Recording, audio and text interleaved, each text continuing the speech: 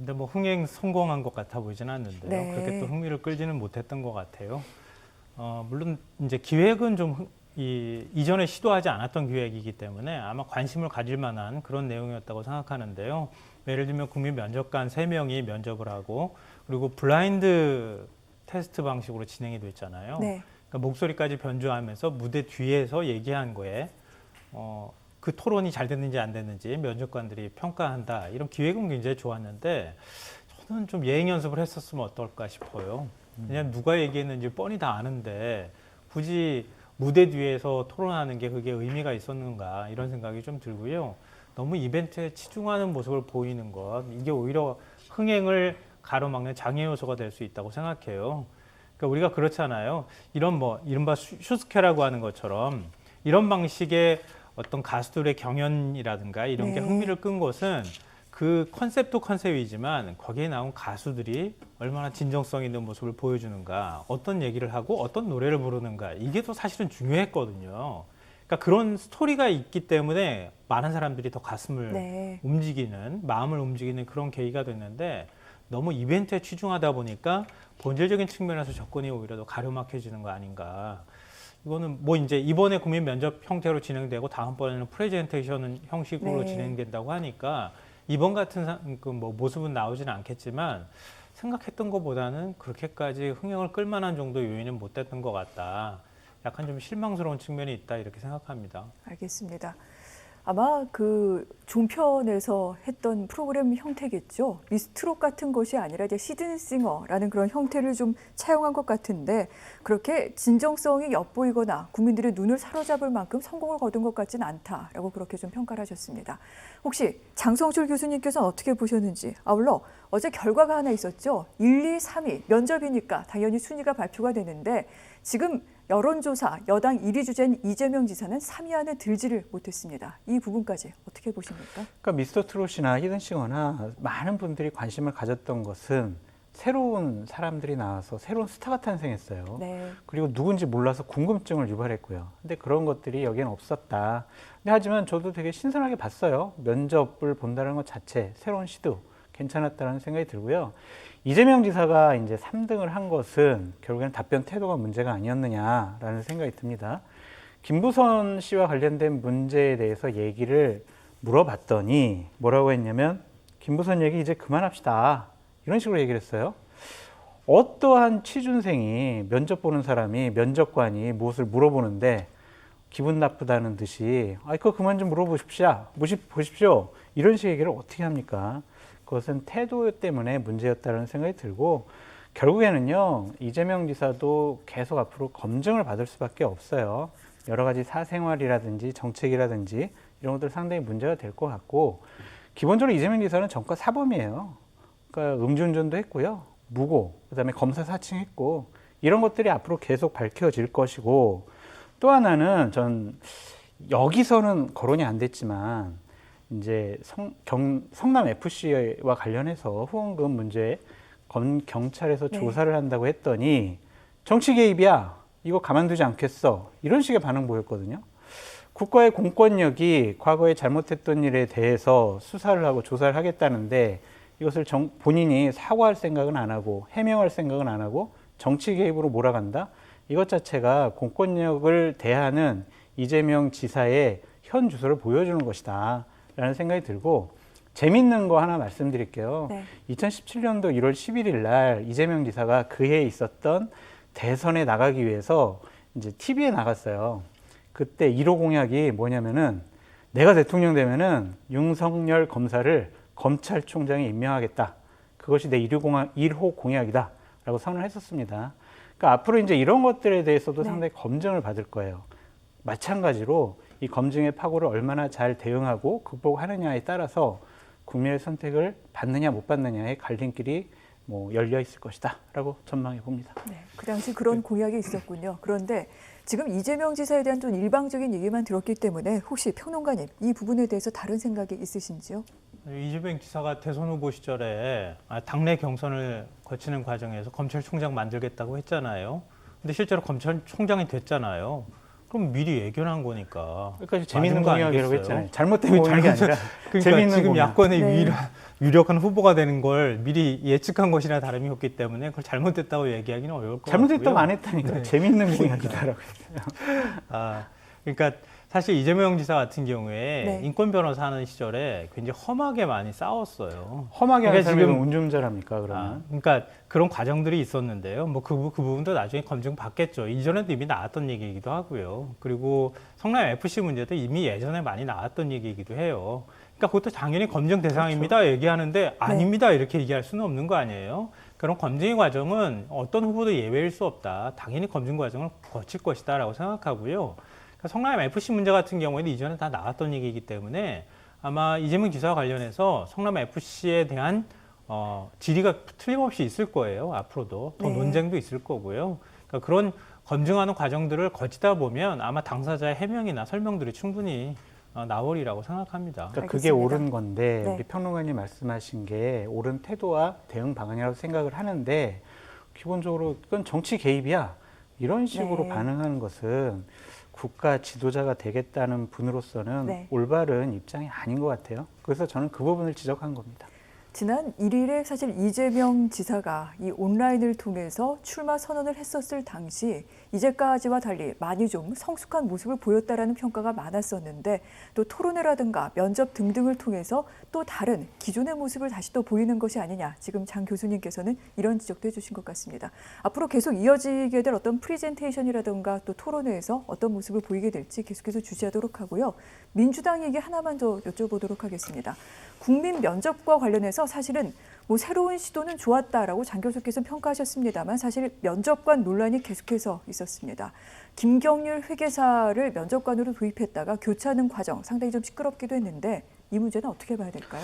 저는 아쉬워요. 만약에 김경률 회계사가 이번에 네. 면접관으로 참여했으면 저도 처음부터 끝까지 봤을 것 같아요. 네. 그리고 좀 민주당의 쓴소리를 하고 있는 유인태 전 의원께서도 참여하셨으면 저분이 어떠한 질문을 할까 궁금해서라도 봤을 것 같아요.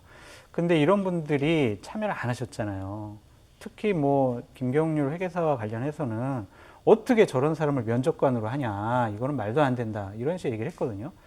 저는 이거는 너무 안타까운 건데 민주당이 축소지향하는 것을 방향을 잡은 것이 아니냐라는 생각이 들어요. 선을 넘었다라는 표현까지 했어요. 어떤 분은 왜 우리를 반대했다.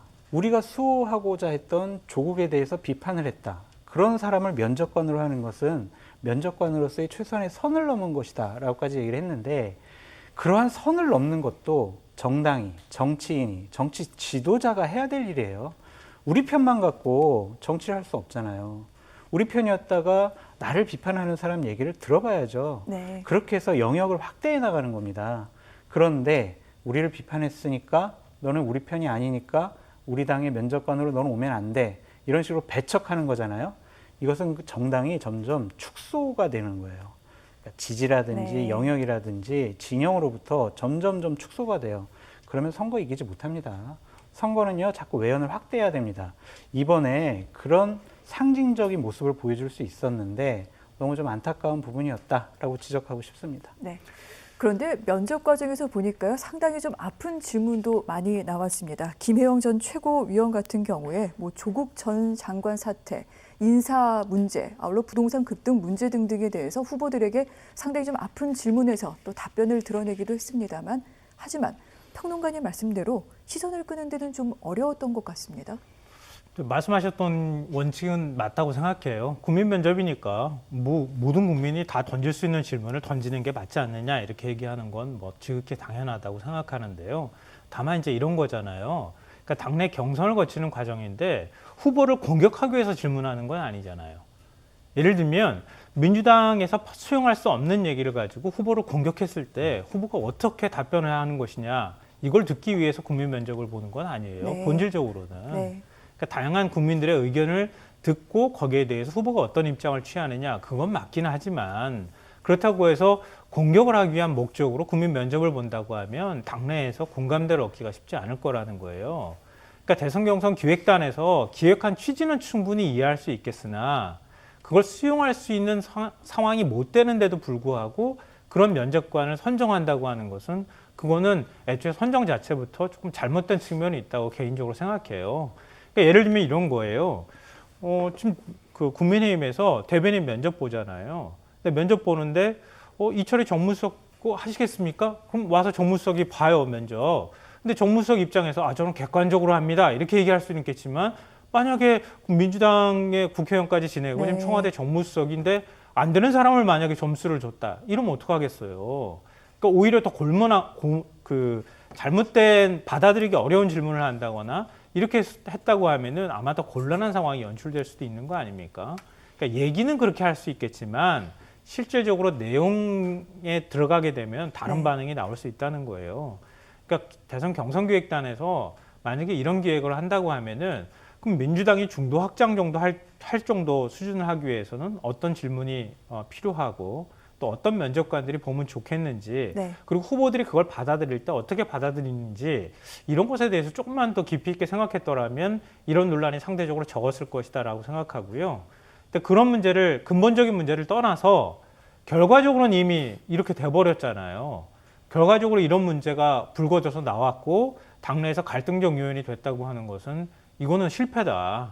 그러니까 국민 면접이라고 하는 본래 취지를 떠나서 민주당이 이런 경선 흥행을 위해서 이런 것들을 하겠다고 했던 애초 취지 자체가 무색하게 만드는 이런 일을 벌였다고 하는 점에 대해서는 전 비판의 소지는 충분히 있다고 생각합니다. 김성환 평론가님 말씀도 맞아요. 네. 그런데 저는 보다 좀 더 크게 보라는 얘기를 한 건데 그게 뭔 말이냐면 아까도 말씀드렸지만 정당은, 정치인은, 지도자는 더 넓어지고 더 커져야 된다는 거예요. 예를 들면 김경일 회계사가 나와서 질문을 할 때 추미애 전 장관이 그때 저를 많이 비판하셔가지고 상당히 좀 아프고 힘들었습니다. 그런데 하여튼 그것도 받아들일 수 있는 그런 제가 생각도 갖고 있었습니다. 좀 안타깝습니다. 아쉽습니다. 솔직히 미워도 했습니다.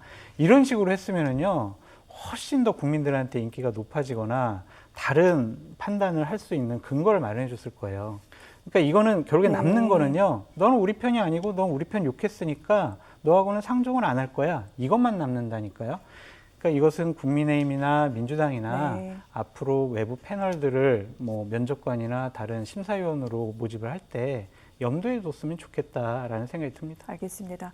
아마 여야 모두 이제 다양한 방식의 국민들에게 선보일 행사를 가지게 될 것 같은데 분명히 좀 참고하면 좋을 내용까지 조언을 해주신 것 같습니다.